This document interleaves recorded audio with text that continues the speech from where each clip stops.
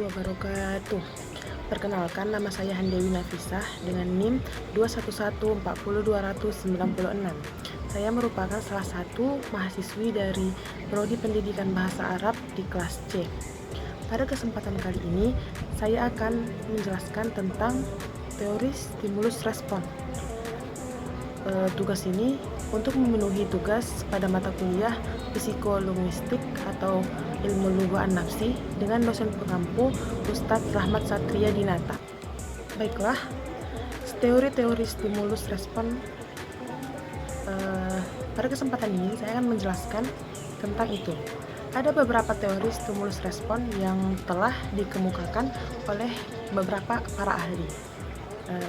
Dalam kesempatan kali ini, saya akan menjelaskan 3 teori dari beberapa teori stimulus respon yang ada. Adapun 3 teori itu adalah yang pertama, teori pembiasaan klasik dari Pavlov. Teori pembiasaan klasik ini ditemukan oleh Ivan Petrovich Pavlov, seorang ahli fisiolog dari bangsa Rusia. Dalam teori ini, Pavlov melakukan eksperimen pada seekor anjing. Ia mendapati bahwa air liur anjing telah lebih dahulu keluar sebelum seekor anjing mulai memakan makanannya. Eksperimen ini dilakukan dengan cara yang pertama, ia menyembunyikan lonceng sebelum anjing diberi makanan tanpa diikuti pemberian makanan. Cara ini tidak pernah membuat anjing mengeluarkan air liurnya. Namun setelah itu, ia memberikan makanan dan membuat anjing itu mengeluarkan air liurnya. Dengan cara yang sama dan diberlakukan secara berulang-ulang terhadap anjing tersebut, maka di sini anjing telah mempelajari bahwa bunyi lonceng bermakna bahwa makanan akan muncul dan segera anjing tersebut mengeluarkan air liurnya. Dari eksperimen tersebut, Pavlov dapat menyimpulkan bahwa untuk menimbulkan atau memunculkan reaksi yang diinginkan atau yang lebih dikenal dengan respon, maka perlu adanya stimulus yang dilakukan secara berulang-ulang, sehingga disebut dengan pembiasaan. Setelah itu, kita dapat menemukan contoh dalam kehidupan kita sehari-hari, misalnya yaitu kebiasaan orang Indonesia atau kebiasaan kita makan yang pedas. Seseorang tidak terbiasa untuk makan makanan yang memiliki rasa pedas. Namun, dengan membiasakan diri untuk selalu makan makanan yang pedas sedikit demi sedikit dan berulang-ulang, maka kini orang tersebut atau kita telah terbiasa memakan makanan yang memiliki rasa yang pedas. Nah, setelah kita mengetahui teori stimulus respon yang pertama yaitu dari Pavlov, sekarang kita akan membahas tentang teori stimulus yang kedua, yaitu teori penghubungan dari Thorndike. Teori penghubungan diperkenalkan oleh Edward L. Thorndike, yaitu seseorang ahli psikologi kebangsaan Amerika. Thorndike melakukan eksperimen pada seekor kucing. Nah, yang tadi pada anjing, sekarang dia melakukan eksperimen kepada seekor kucing. Ia menempatkan seekor kucing dalam sebuah sangkar. Adapun di dalam sangkar tersebut terdapat engselnya, yang mana bila engsel tersebut ditekan, maka dapat terbuka dari dalam. Kucing itu berusaha untuk mencari jalan keluar dengan mencakar-cakar ke sana kemari. Secara kebetulan, kaki kucing tersebut menginjak engsel pintu tadi, sehingga pintu sangkar terbuka dan kucing tersebut dapat keluar. Eksperimen kucing ini dilakukan Thorndike hingga beberapa kali. Dalam eksperimen tersebut, awalnya kucing itu tidak masih berperangai yang sama seperti eksperimen sebelumnya.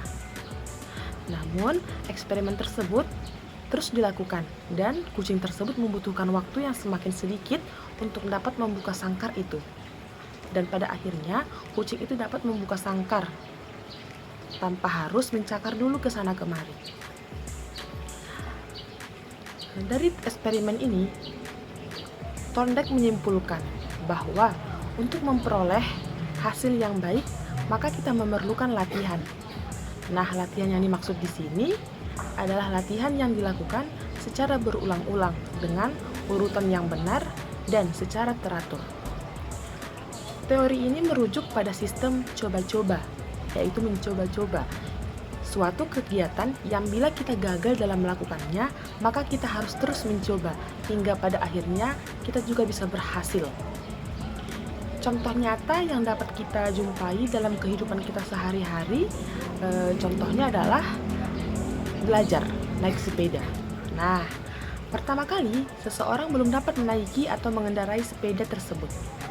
Orang terus belajar untuk mengayuh sepedanya, meskipun ya kita ketahui pada awalnya ia akan terjatuh. Namun, ia tetap mencoba dan terus mencoba untuk berusaha berlatih naik sepeda. Nah, pada hasilnya orang tersebut kini telah dapat mengayuh sepedanya dan tidak terjatuh lagi.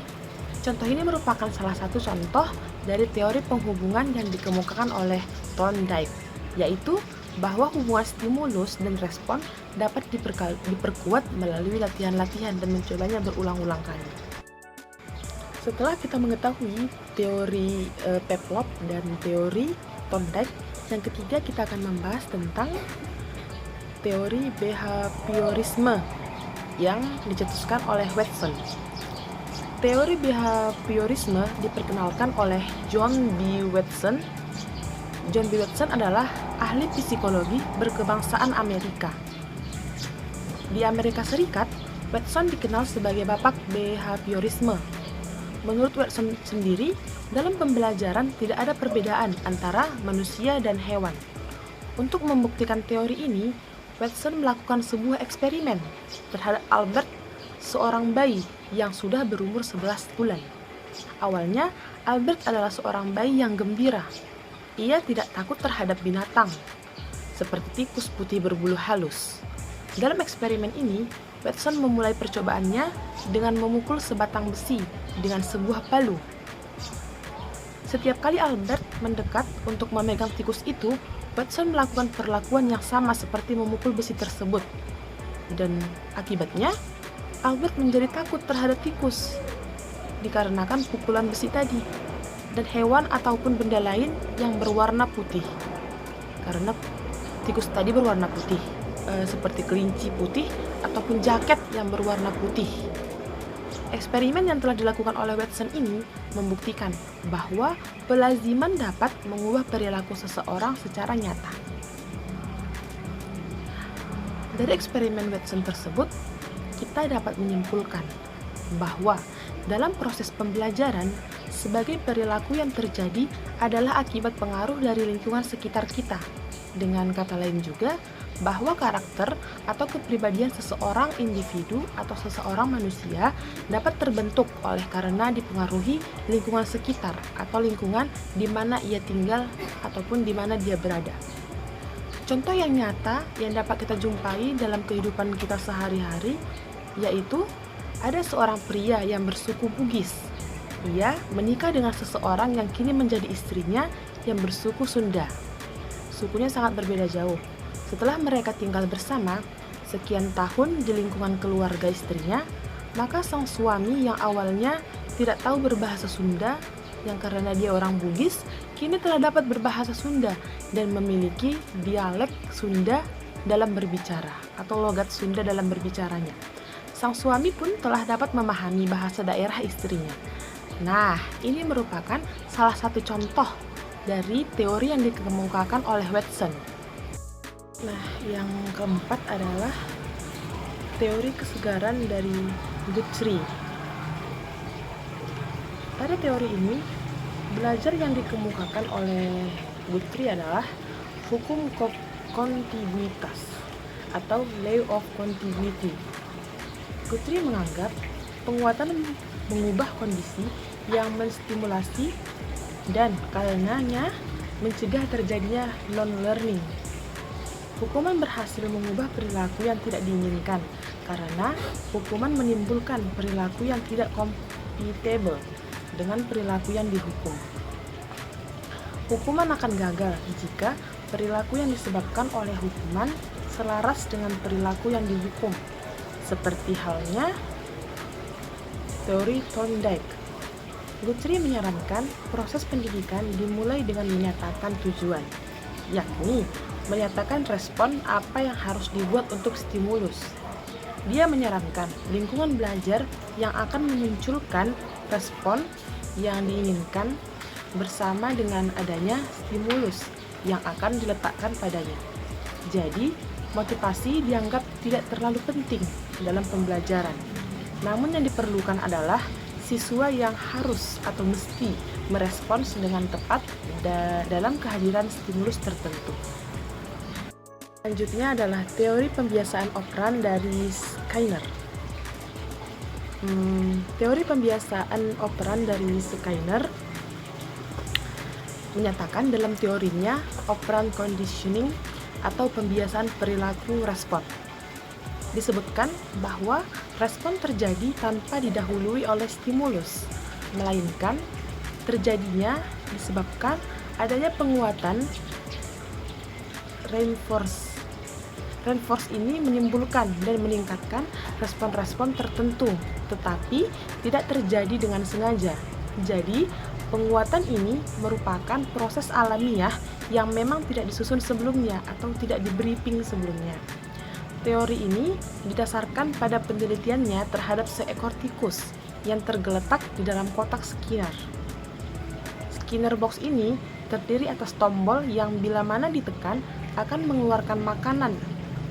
Dalam penelitiannya, mula-mula tikus akan mengeluarkan perilaku yang tidak memperdulikan stimulus-stimulus tertentu.